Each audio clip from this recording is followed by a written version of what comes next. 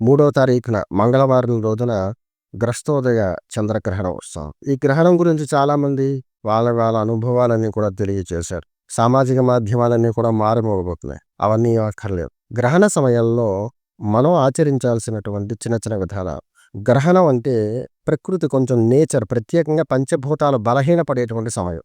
ఆ సమయంలో అటువంటి ధాతు వృద్ధిని కలగజేసేటువంటి వనరును ఉపయోగిస్తే సరిపోతుంది. అటువంటి వనరే దర్భ. మరలా మనం ఉపయోగించుకునేటువంటి వస్తువులు, చైతన్యం కలిగిన వస్తువుల మీద దర్భలు వేయండి.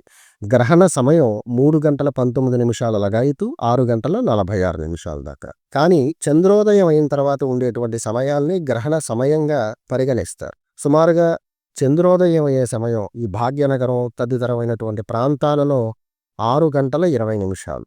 ఇక గోదావరి జిల్లాల్లో అయితే 6 గంటల 4 నిమిషాలు. ఈ 6 గంటల 4 నిమిషాల నుంచి 6 గంటల 46 నిమిషాల దాకా మధ్యలో ఉండేటువంటి సమయంలో గ్రహణ నియమాలు పాటిస్తే సరిపోతుంది. గర్భిణీ స్త్రీలు సాయంత్రం 5 గంటల నుంచి సుమారుగా 7 గంటల వరకు విశ్రాంతి తీసుకోండి. రోజువారీ భోజనాలు అవన్నీ కూడా మధ్యాహ్నం 1 గంట లోపల పూర్తి చేసుకోండి, సరిపోతుంది. ఇక సంప్రోక్షణలు, ఆలయాలు అవి ఉంటాయి కదా, ఆ రోజున అపరాహ్నం లగాయతు మూసివేస్తారు. తర్వాత రోజు ఉదయం సంప్రోక్షణ చేసిన తర్వాత భక్తులందరికీ కూడా దర్శనం కల్పిస్తారు.